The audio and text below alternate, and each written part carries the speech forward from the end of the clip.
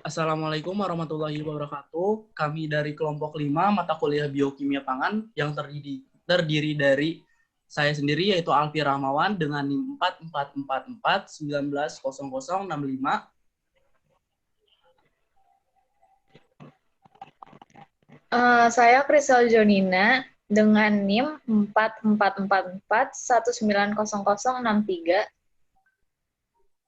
Kemudian saya Najwa Nurul Iza dengan NIM 4444190064. Saya Fatimah Zahra dengan NIM 444190062. Jadi kami di sini akan mempresentasikan mengenai hasil dari kuliah umum dengan tema potensi pangan fungsional berbasis pangan lokal dengan dua bahasan, yaitu mengenai metabolomics of functional food dan pangan lokal Indonesia. Untuk materi pertama mengenai metabolomics for functional food ini disampaikan oleh Dr. Alfi Hatib dari International Islamic University Malaysia, dan untuk materi kedua yaitu pangan lokal Indonesia itu disampaikan oleh Dr. Muharfiza, STPM SI, yang berasal dari Politeknik Engineering Pertanian Indonesia. Langsung saja kita mulai ke materi yang pertama, yaitu mengenai metabolomics yang akan disampaikan oleh saya dan Krisel. Untuk bagian pertama itu akan disampaikan oleh saya, yaitu mengenai definisi metabolomics.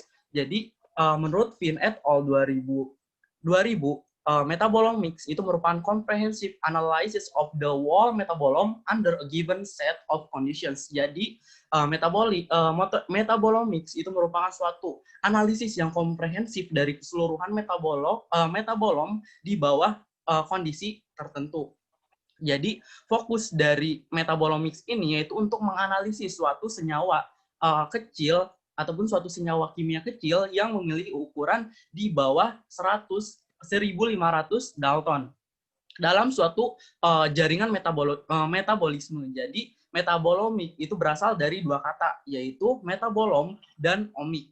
Metabolomik itu disebut sebagai metabolom itu disebut sebagai kelompok molekul kecil atau small molecule inventory atau SMI, dapat didefinisikan sebagai keseluruhan metabolit non-peptida dengan berat molekul kecil yang ada di dalam suatu sel ataupun jaringan ataupun organisme pada kondisi fisiologis tertentu yang dibutuhkan untuk pemeliharaan, pertumbuhan, dan fungsi normal suatu sel. Jadi, metabolomik ini merupakan suatu teknik analisis untuk mengidentifikasi metabolom. Jadi, fokusnya itu terhadap suatu metabolom atau suatu senyawa kecil yang memiliki ukuran di bawah ataupun sama dengan 1.500 Dalton. Kemudian ada contoh penerapan metabolomics dalam dalam penelitian pangan fungsional. Yang pertama yaitu analisis senyawa bioaktif yang diketahui dan screening metabolit dalam ekstrak sebelum isolasi senyawa bioaktif yang tidak diketahui.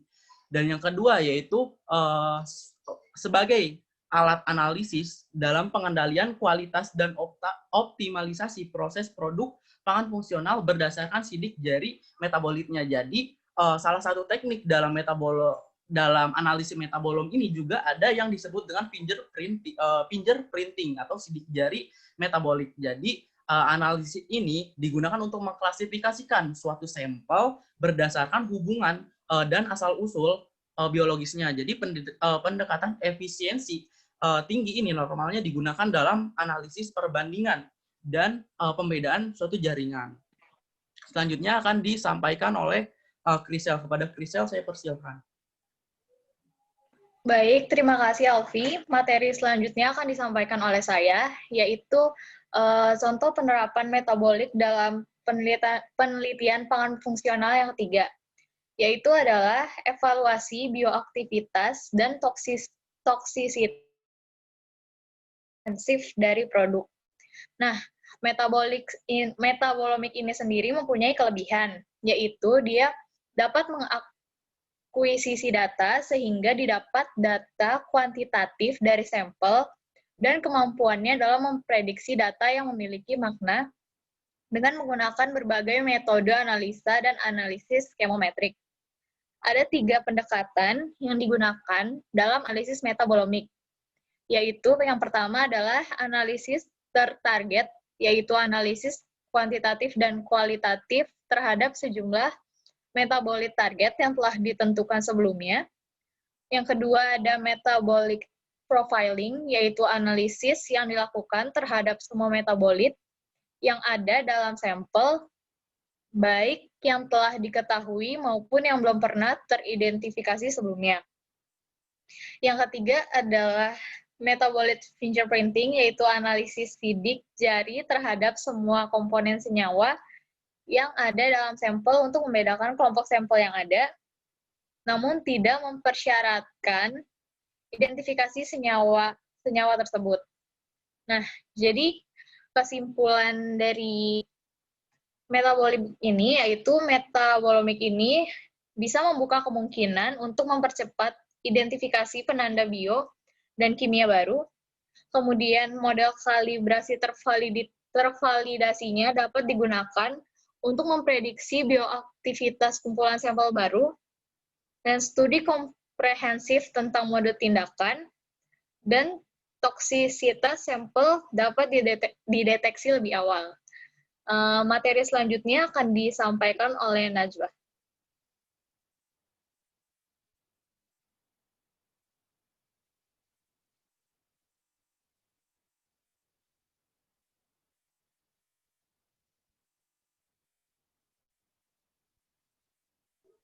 Mohon maaf untuk Saudara Najwa, bisa di-unmute dulu. Materi kedua yaitu mengenai kekayaan pangan yang ada di Banten ataupun di Indonesia. Sebelumnya saya ingin menjelaskan tentang pangan lokal itu sendiri. Pangan lokal adalah pangan yang diproduksi di suatu wilayah atau daerah tertentu untuk tujuan ekonomi dan atau konsumsi.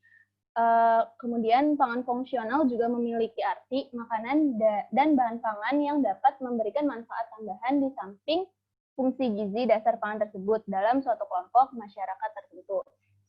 Untuk keuntungan dari pangan fungsional itu sendiri yaitu mengurangi impor, pengurangan dampak lingkungan, asupan gizi dapat seimbang.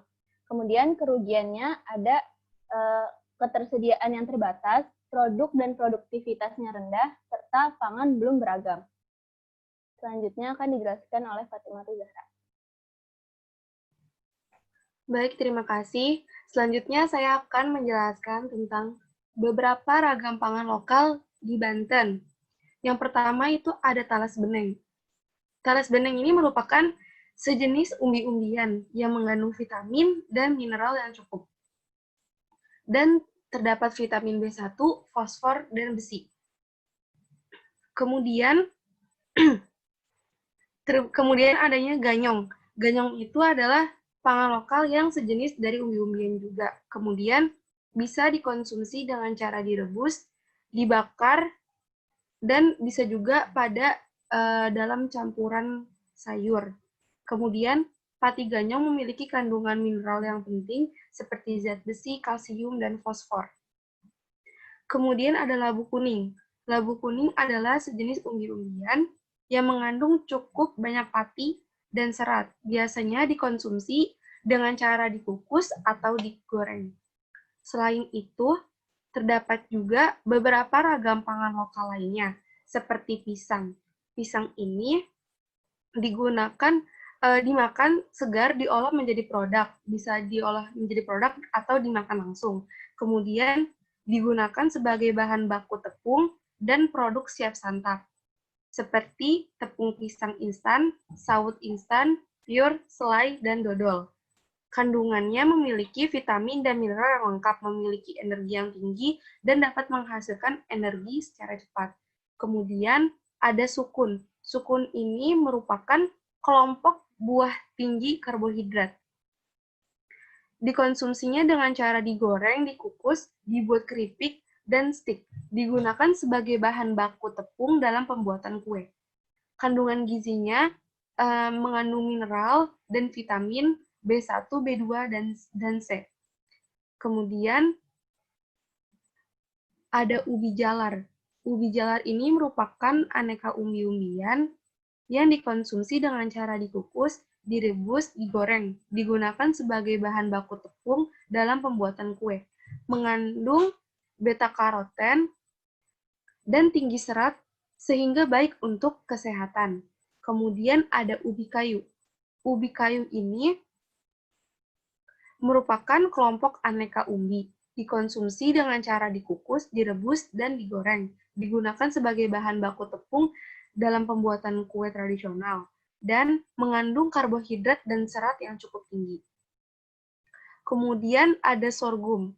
Sorghum ini merupakan serealia yang dikonsumsi dengan sebagai pakan dan aneka olahan. Kandungannya mengandung antosianin yang bermanfaat sebagai antioksidan.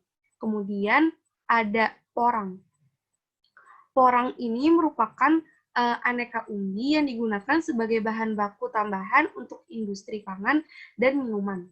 Kandungannya mengandung glukomanan untuk industri pangan dan minuman seperti bakery, pasta, olahan daging seperti bakso, nugget, sosis, hamburger, atau minuman jelly, selai, puding, dan ice cream. Sekian dari saya alihkan kepada moderator. Terima kasih. Baik, sekian pemaparan materi mengenai metabolomics dan pangan fungsional dari kelompok 5. Kurang lebihnya mohon maaf. Wassalamualaikum warahmatullahi wabarakatuh.